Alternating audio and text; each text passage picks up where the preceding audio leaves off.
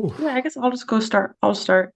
You guys opened Big 12, wow, Big East play on Sunday at Xavier. Just what are your thoughts on the conference this year, going from back up to 20 games? Obviously, it looks a little different with Creighton losing their core. Just what are your thoughts overall before you start conference play?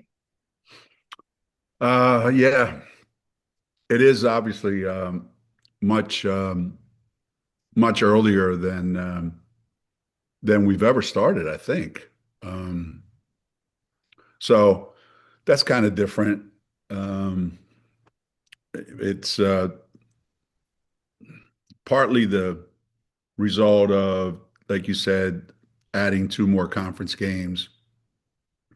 Partly that we're trying not to have these segments of the calendar where we're trying to squeeze three games, sometimes even more, 3 games in 7 days, 4 games in 10 days, trying to stay away from that as best we can. And the league is quite different. You know, I think we have some obviously big losses. Um, as you mentioned, Creighton's pretty much their whole over last year and this year, their whole Final Eight team is gone, so they're going to look completely different. But we were able to keep two of our best, most promising young players, both at Villanova and Seton Hall. We have two terrific guards, and it could very easily, players could leave after 1 year and go someplace. So I think it's great that those kids stayed.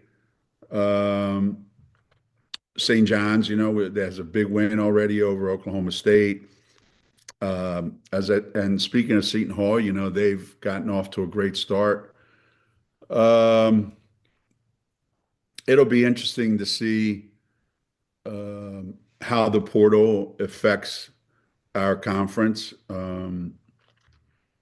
I do think that the challenge for us is to uh, try to get 3 or 4 teams in the NCAA tournament. I thought last year we were so close.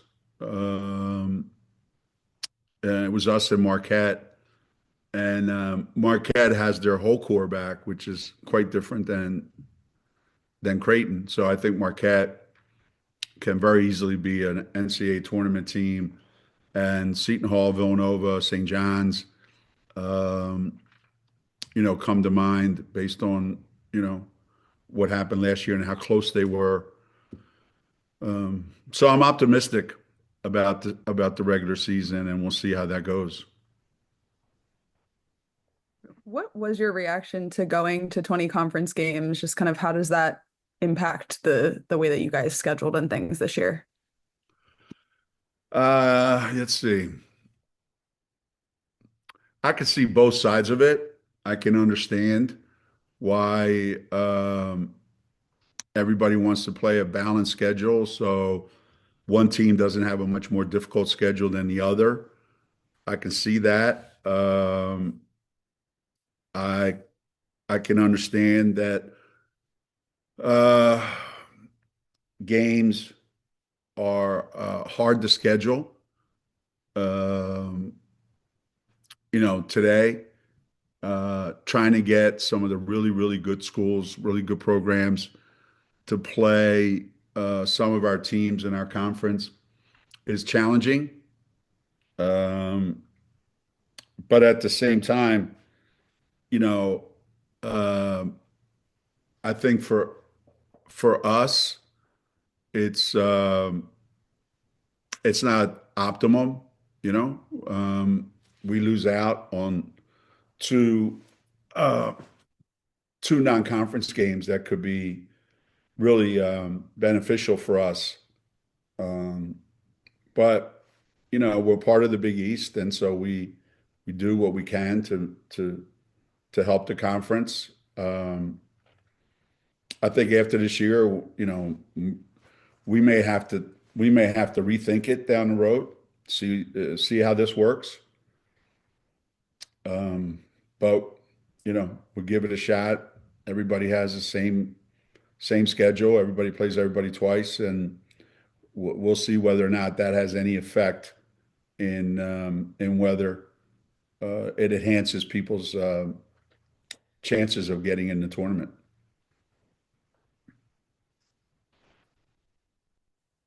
You normally, or not normally, but often go to a tournament around this time of year.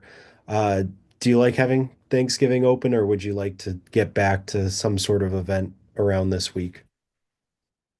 Uh, a little bit of both. I think it's great to be able to go to a tournament during this week. I don't remember the last time we were home for Thanksgiving, and it was quite nice, to be honest with you.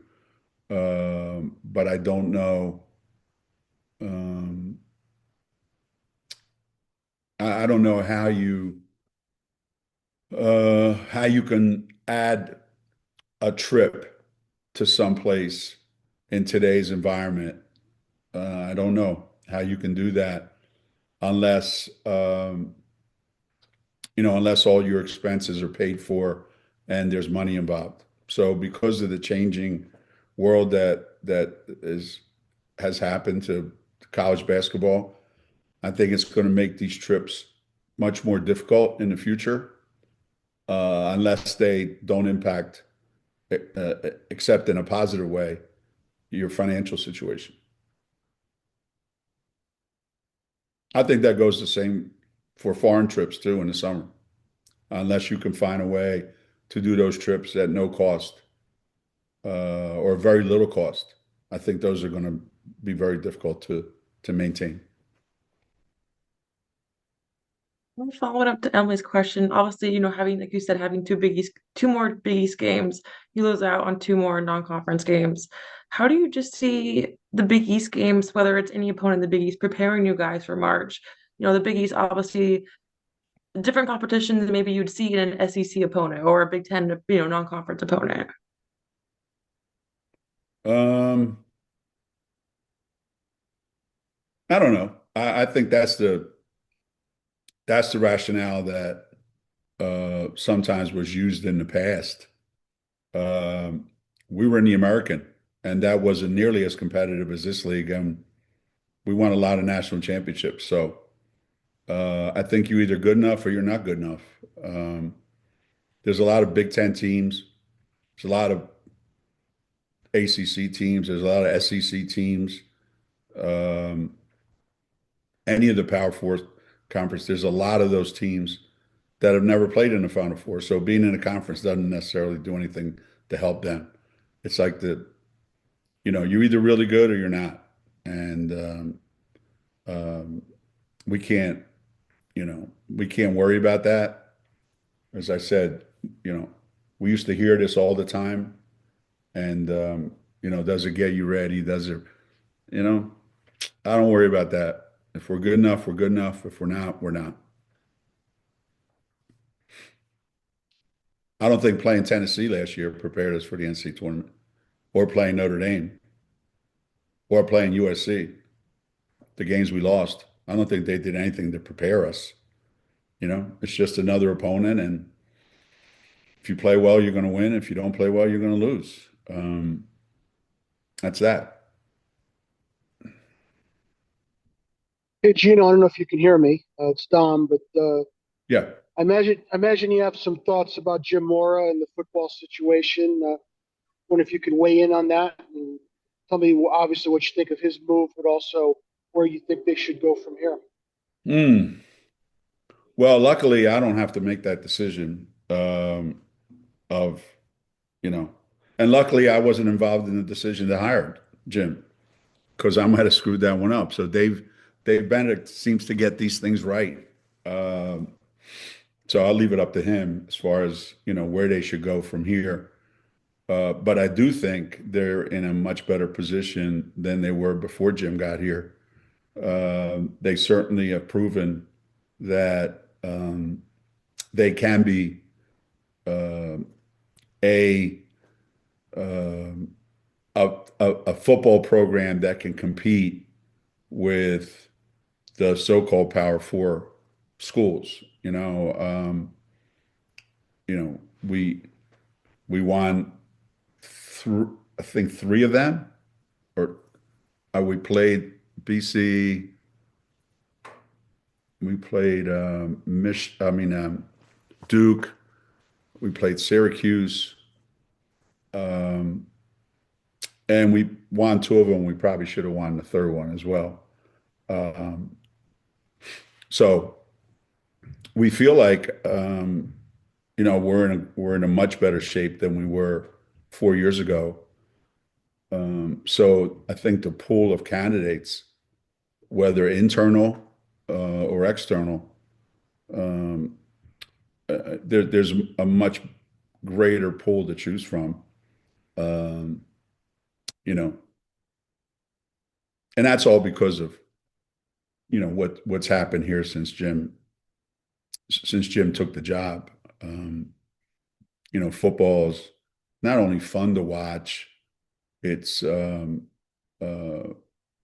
it's completely different than what people were used to.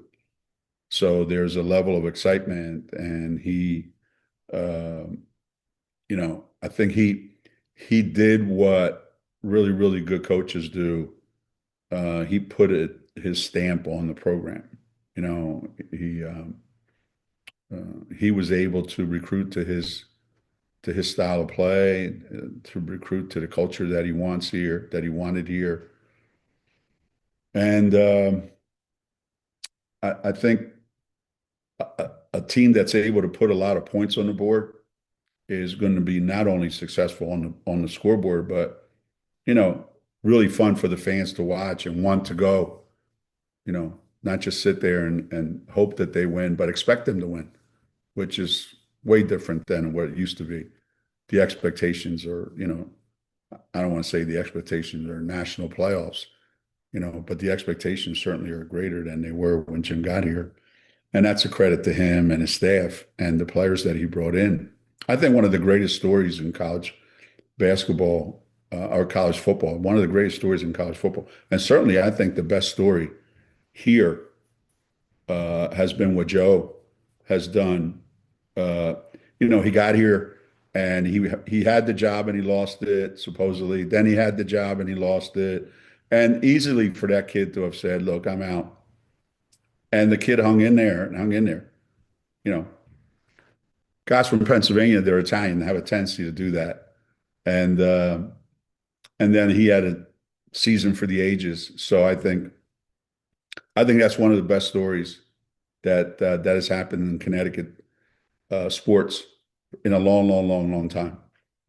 And as far as Jim leaving, I don't think that's a real big shocker. I think you know Jim has tremendous ties to the West, and his family's out there, and I think um, you know being in a conference like that, playing schools that are somewhat established, I think there's a lot of pull to that was tugging in him from out there. Um, so it's disappointing for our fan base and for us here, but understandable. I think given given the job that he did here. That's the thing you're going to have to deal with, I think, here a lot of times is that tremendously successful coaches here at UConn are going to have a lot of people coming after them on a regular basis. So we shouldn't be surprised, you know, when this occurs.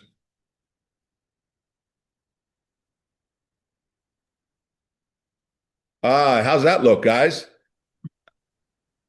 I just had the master of all things video, Sarah Darris, come in and wipe my camera so that it could actually see me. It did. It did. It looks good. I look great. Staying on that subject of football, they also have their first national award finalist in Skylar Bell for the Blitnikoff Award. Yeah, yeah. Yeah, that's another kid, that tremendous loyalty to here when it would have been easy after the season that he had last year uh, to maybe take more money or find a bigger arena to play in and made the decision to stay here and finish the job that they started. And he's so much fun to watch. God, when he uh, anytime he touches the ball, it's a highlight film. It looks like. Um, I still remember the catch he made against Syracuse late in the game. That was one of the best catches I've seen all year. Um, so it's not like we're operating in obscurity here, in football. And you think about it, a few years ago, they were saying we were next to last of all the Division I teams in America. And here we are with, you know, 2 9-win seasons and, a young man that's going to be on a national stage, in the top three and final three. And a quarterback who's had numbers equal to or better than any other quarterback in the country this year. It's quite remarkable, I think, on a personal level from those kids and a team level and university level. Hey Geno, it's Carl. How you doing? Hey, Going down to Tampa on what, Tuesday, right? For the game. Are yeah. you going to go straight from Cincinnati? And the other thing is, I guess this comes back to having to play the two extra conference games. You've always drawn well wherever you've gone in Florida, whether it's Tampa, Orlando, Miami. I know you go to Tallahassee next year. Is playing more games in Florida a lot for fundraising, I would think, something that maybe you could do more of? Well, I think anything is on the table. Um, you know, we do have a a lot of fundraising activities when we get down there on Monday, and that's obviously a huge fan base for UConn sports, and UConn women's basketball is in South Florida. Um, so that's a big part of it, of why we would go down there and why we chose, to start a series, with South Florida. And there's uh, there's no reason to think that Miami wouldn't be a part of it. University of Florida won't be a part of it. Florida State, like you said, is next year. So, we're going to USC and we have huge fundraising events lined up for all of our fans in California, which are tons of them. Um, can we keep doing that in the future? Yes, we can. And that may mean that some of the teams that we're playing right now, maybe we'll have to skip, a year or two here. But certainly Florida uh, is a big fan base for us, for sure.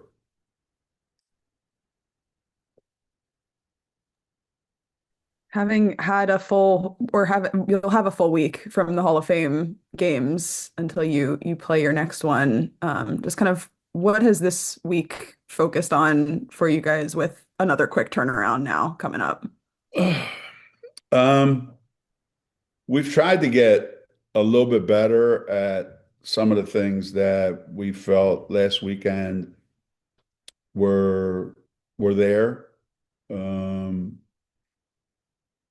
uh, some from a obviously technical standpoint, how we can better get our message across,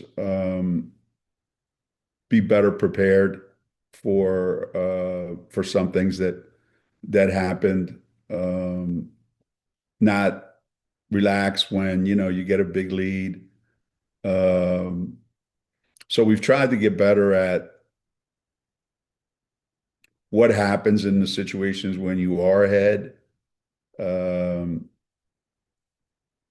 some things that I thought we didn't execute really, really well defensively um, late in the game.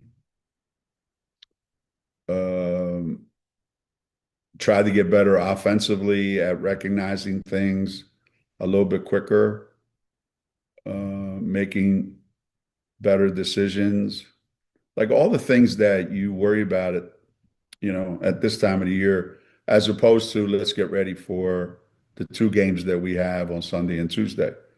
So, you know, we came back, we had off Monday, we practiced Tuesday and Wednesday. We had off yesterday and we go today and tomorrow, and then we play Sunday and Tuesday. So we started today a little bit and then tomorrow for sure, you know, but up until now, it's been more concentrating on us. As well. You mentioned on Sunday how this is a whole another new role for KK and Ash, but KK specifically, she's a little bit being a little bit more involved in making better reads on the play, more involved in terms of, taking the huddles, taking control of those conversations. Where are you seeing her biggest growth in her leadership, whether it's on the court or whether it's in those off court huddles? Uh, I think that's an ongoing process. You know, as I've said before, it's not, some of the guards that we've had, in the past, uh, it was all thrown on their shoulders freshman year, you know, with no help whatsoever. And they had to learn on the fly. And really, it's been kind of weird for KK because this is the first year where she is being thrown out there with without, another guard that's used to running teams, whether it was Nika, Paige, Caitlin Chen. So it's an ongoing process because that's a pretty heavy task, and I think she's doing great at it. I think um, she's gotten more comfortable with it. She feels uh, more in control of the things that she can control. Um, I think her assist to turnover ratio is one of the top in the country, I think. And I think that's a great sign for her decision making. Um, and her offense, I think she's more comfortable offensively. So I would say in pretty much every area, there's been some, I remember talking to KK one time about she had a game up in Milwaukee when we played Marquette, and it was maybe her most complete game that she's had since she's been at Connecticut. And we're trying to, get her to, you know, get into that mindset, into that mode, on a regular basis. And that's the goal right now. Where's Jana at this point in the season? What have you seen from her so far? I know she had the calf in the preseason, and then what more are you hoping to get out of her? Um, this is kind of like a broken record, but um, I, I I think the thing that's missing uh, is this consistent approach um, that making easy things look easy. Um, uh, I think her ball handling has gotten better. I think some of her decisions are better. Um, I think she's doing a great job on the offensive rebounding end. She's getting us a lot of extra possessions. Um, I think her fouls are down for the most part. Um, so yeah, I think the consistency part, can we keep doing that? And can we can we defensively, you know, not just for for Jenna, but can we play defense against teams that don't have a traditional big guy? And then the teams that do have a traditional big guy, can we be effective in the post? Can we score in there? And can we do a good job of defending in there? It's still only her second year of actually playing. So she's only played last year and whatever, 6 games or whatever we played this year, 5 games, 6 games. So it's still early. It's still early. But it's better. It's better. Paige is going to go to her first senior national team training camp in a couple of weeks. I mean, the Olympics are far off, but there is the World Championships next year. What advice, if she asked you, would you give her? How should she approach it? Other than just really being herself, but what do you think would be a good first step for her in her first training camp?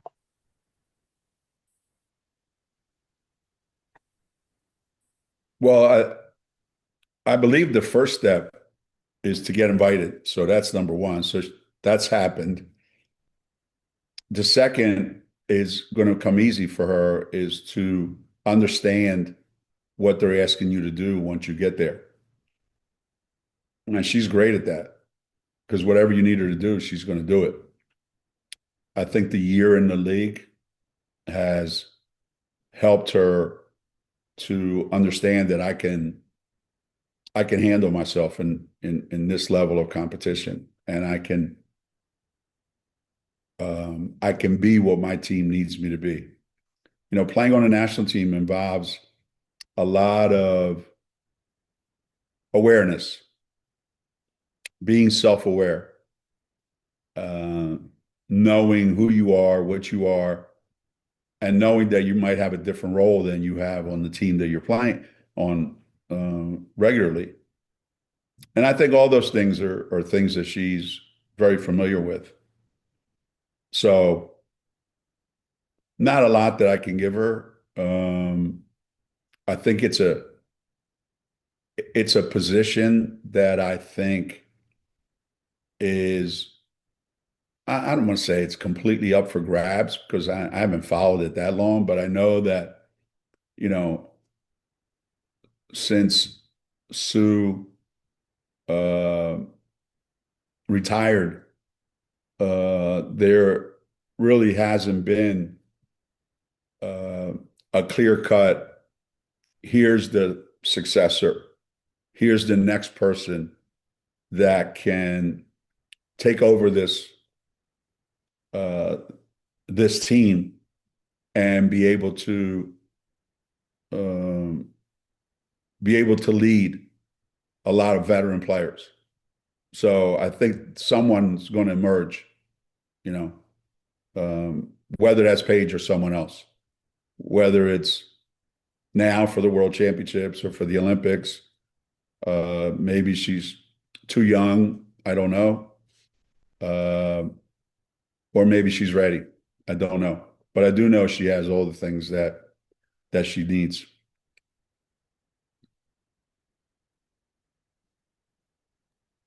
Do you have an update on how Ice is doing, if you expect her to be available on Sunday? No, Ice won't be available on Sunday. And she won't be available on Tuesday either. So right now we're trying to figure out exactly what the next step is. I think as these two games go by, we'll see how she feels and we'll see what the next step is.